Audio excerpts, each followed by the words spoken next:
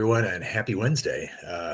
We do weekly profit talk every Wednesday at 8:30 Mountain Time, be that standard or daylight. That is 7:30 if you're in LA, 10:30 if you are in New York. Sorry, getting a little morning start here. Greetings, everyone. I hope you had an amazing Thanksgiving. Our topic this week is the high cost of American tax reform on your medical practice.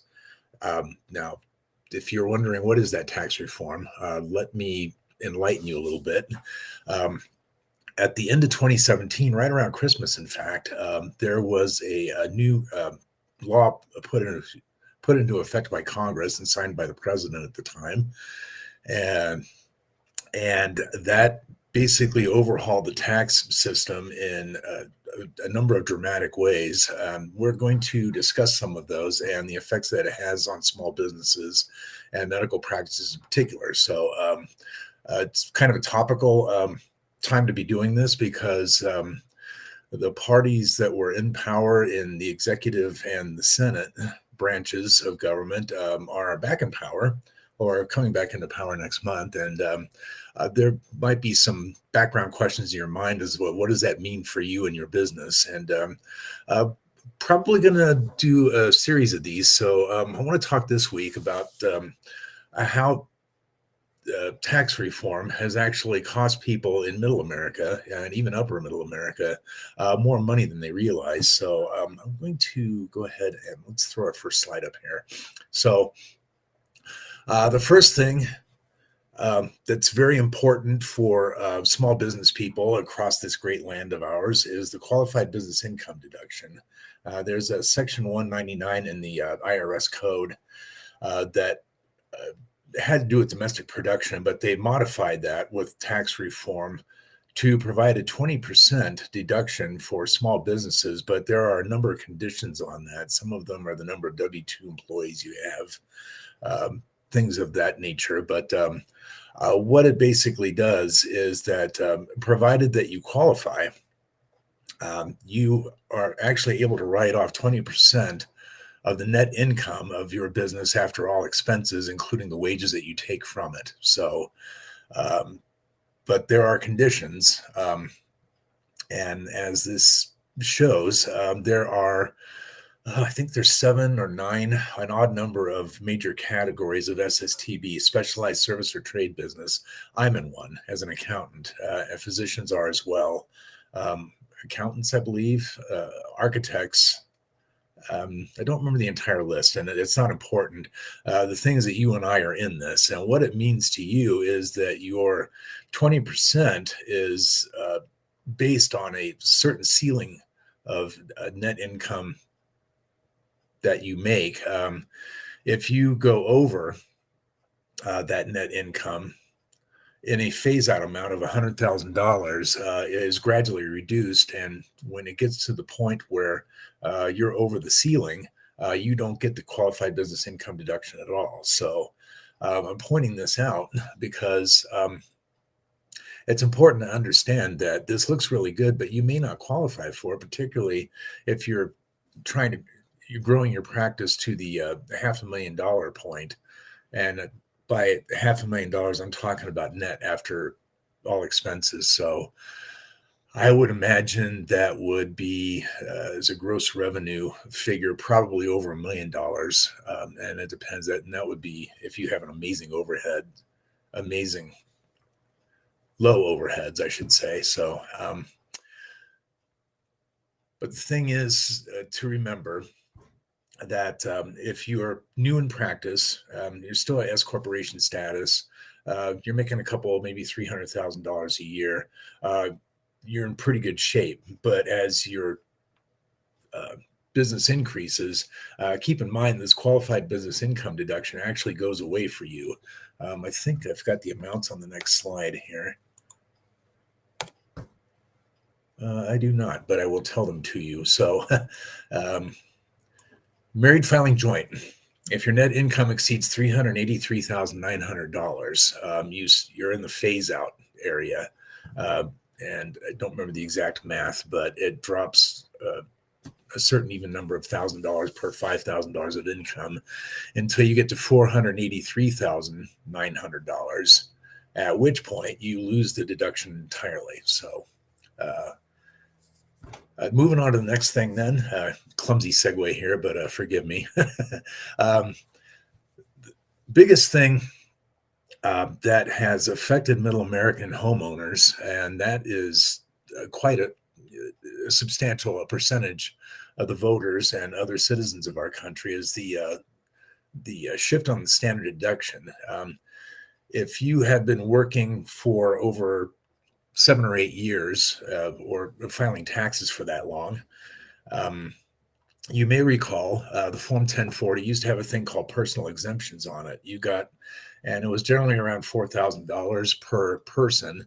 The taxpayer got one, a taxpayer's spouse on a married filing joint return, and each child got a personal exemption. And what that did was it reduced your taxable income. The standard deduction was about half as large as it is now. But let me tell you why that was actually a good thing. If you have, and let's say, just for example, $14,000 in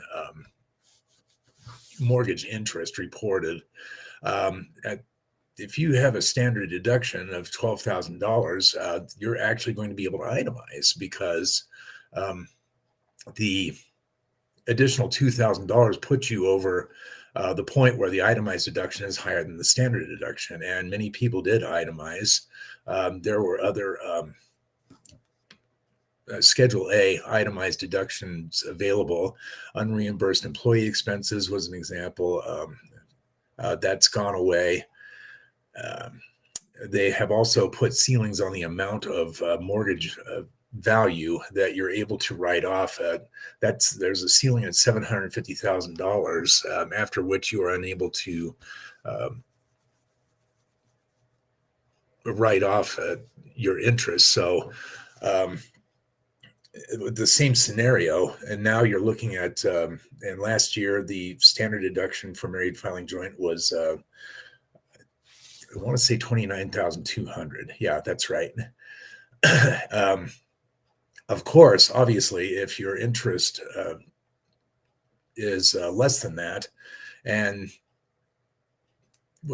I'm sorry, let me back up here a little bit. There are other deductions that are still available, but they have reduced a number of them. I mentioned unreimbursed employee expenses as an example. There are others. The tax deduction remains, but that also has a ceiling at $10,000. If the sum of all that is still less than 29,200, you are actually losing the ability to write off the mortgage on your home. So this does have a direct effect on people at certain income levels, and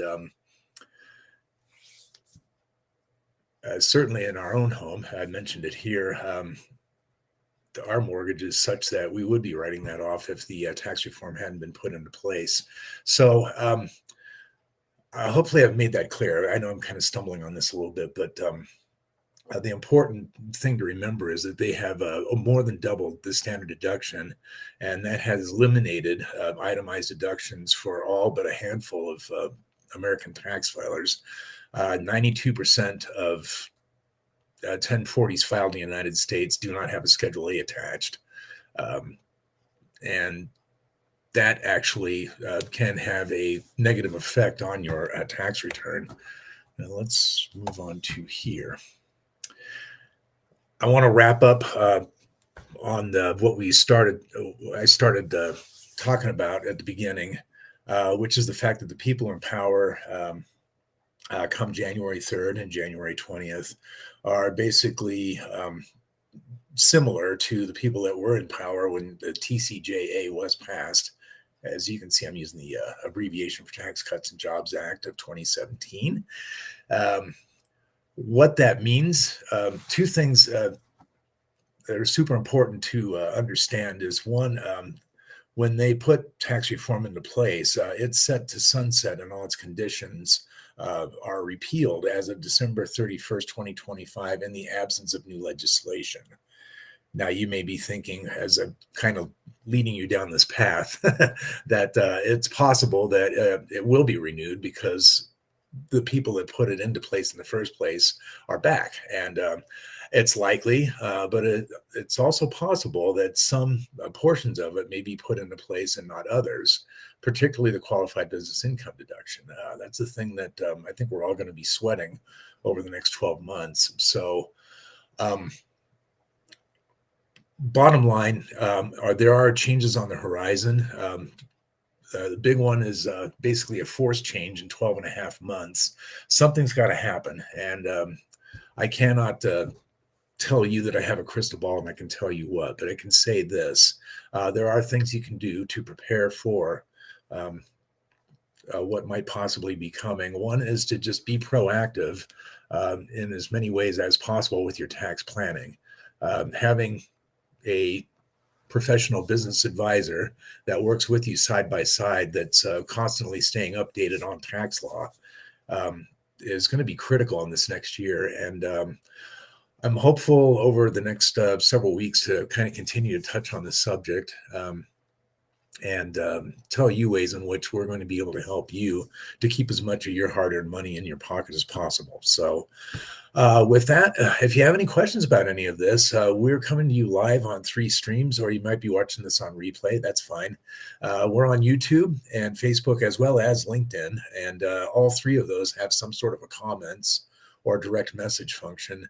Write to us that way, or you can write me a direct email, eric@owingsllc.com, and we can talk about how we empower medical practices to keep as much of their money as possible, as well as increase profit and cash flow. So if that sounds like something you'd like to discuss, let's talk soon.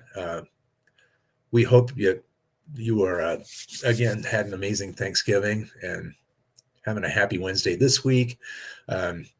And welcome to December. We are in the home stretch month of the year, so hopefully it's a very good month for you. May touch on some subjects such as last minute expenses to reduce tax in the upcoming weeks as well. So have an amazing day and an awesome upcoming weekend. And if you have a chance, do something randomly kind for a stranger.